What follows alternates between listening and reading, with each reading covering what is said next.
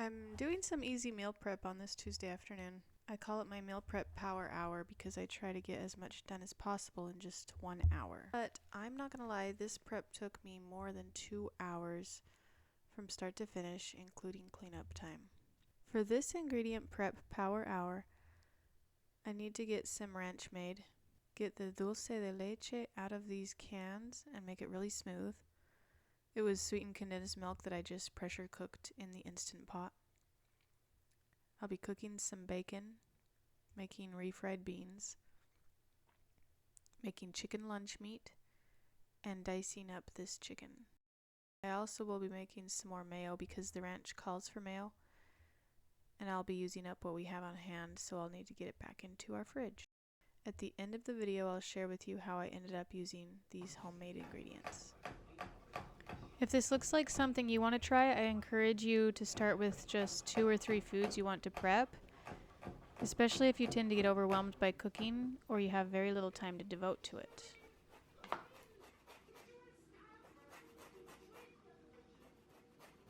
First up, I'm going to get the lunch meat started since it needs to rest before going in the oven. I really should have started with the bacon because it needs a cold oven and then cooks while the oven is preheating. Oh well. I'm not an expert at this meal prep stuff.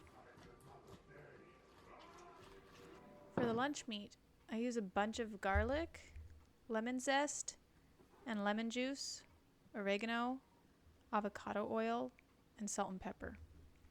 You don't have to use the lemon, garlic, or even oregano, but at the very least you should use some kind of fat and salt and pepper. In order to save the most amount of money on the chicken breast that you use, you don't want to buy boneless, skinless chicken breast in the packages at the grocery store. Instead, buy a whole chicken and then piece it out yourself, and you'll get 2 chicken breasts from that, and you'll be paying a lot less.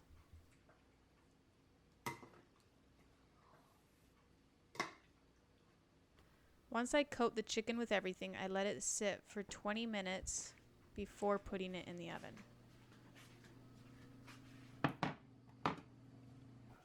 While the chicken is resting, I'm going to go ahead and just start prepping the ranch.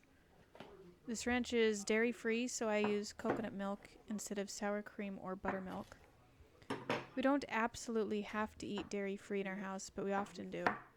My daughter and I both went through a period of time where we were very sensitive to dairy, so we did dairy-free for many months, and it helped. So since then, or for about 7 years now, we've been back and forth eating dairy and then taking a break. This ranch is on the runny side because it's dairy-free, but my family loves it.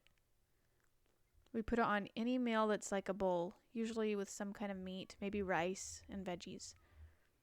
The ranch calls for half a can of coconut milk, half a cup of mayo, 1 clove garlic, half a cup of fresh dill, 1 green onion, half a teaspoon of garlic powder, 1/4 teaspoon of salt, and 1/4 teaspoon of pepper. I've added more garlic in this batch, and then I realized it's just way too much. 1 clove would have been plenty.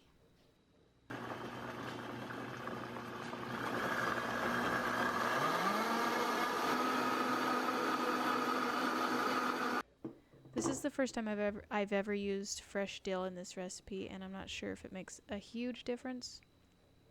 So next time I probably will just use dried dill. Just look at the state of my kitchen table after prepping just a few items. As I work, I try to put things away that I don't need, but I usually have a good-sized mess towards the end of the power hour. Now I'm going to start the beans in the Instant Pot.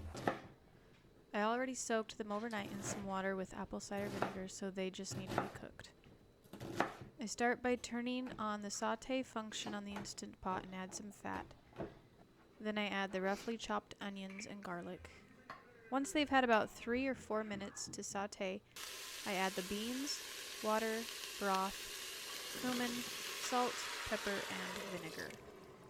Then I just give it a good stir, put the lid on, and turn it on manual for 45 minutes on high pressure. Now I'm putting the chicken into the preheated oven, and it will bake for 30 minutes or until the juices run clear. Next up, I'm going to work on dicing this chicken. I cooked a whole chicken in the Instant Pot the other day along with carrots, onion, garlic, and celery. I separated the broth after and then put the chicken in this container so I could dice it up later. Whatever I don't use, my husband usually eats with his breakfast, or sometimes I'll freeze it and he can use it whenever he needs it.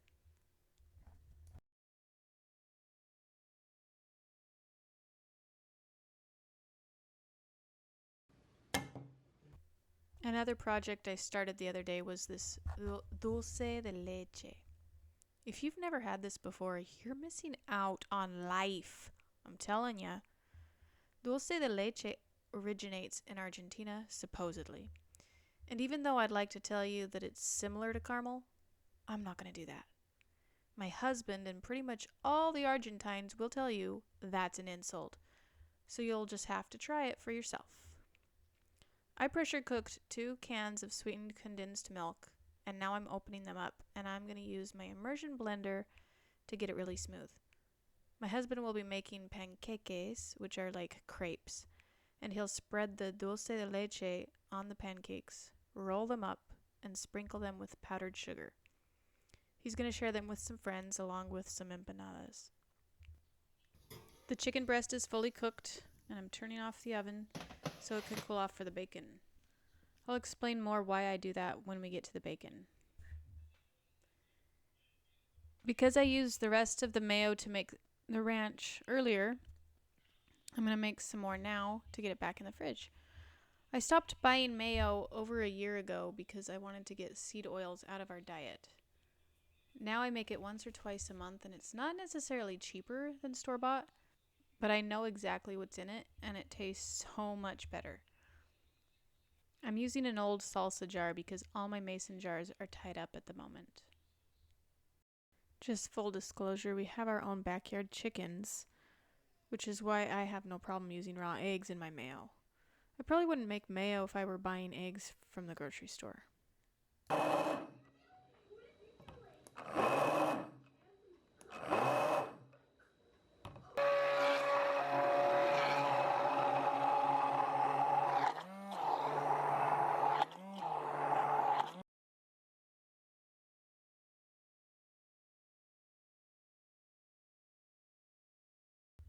The beans are finished cooking in the Instant Pot, so I'm going to put them in the blender to puree them and make yummy refried beans. I've used both the blender and immersion blender to puree the beans, and I prefer the blender because I feel like it can handle the thickness of the refried beans.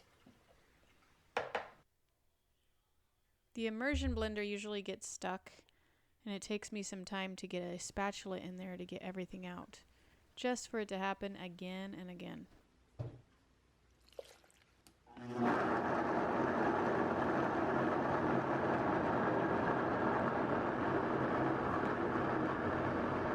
The blender gets stuck as well, but it's much easier to get the spatula in there.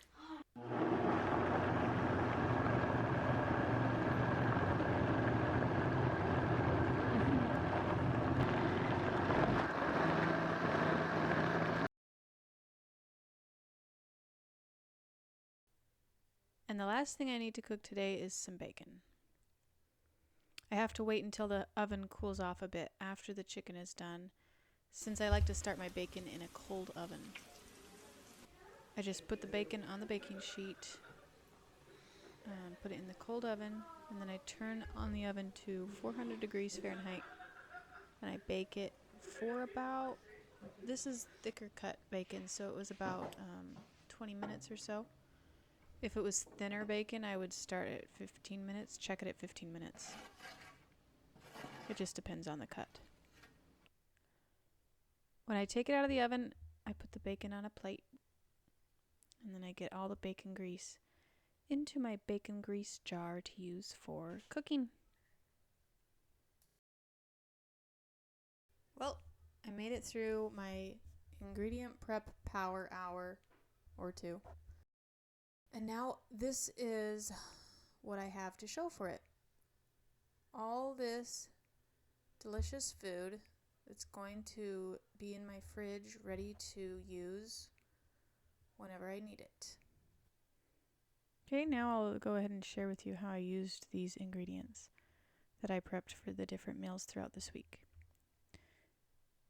First up, we have these bacon ranch burger bowls. We used the bacon and dairy-free ranch for them. That's when I realized how strong the garlic in the ranch was. It was still good, just a little more overpowering than normal. Then I used the refried beans to go with these tortilla eggs. They taste great without the beans, but the beans take them to a whole new level. The rest of the refried beans will go into the freezer. In order to make this curry chicken salad, I needed the chicken that I diced up, as well as the mayo. The crackers we ate with it were gluten-free, made with oat flour. I used the chicken lunch meat that I diced to make these mason jar salads. I am working on a video to share different mason jar salad ideas, so keep an eye out for that.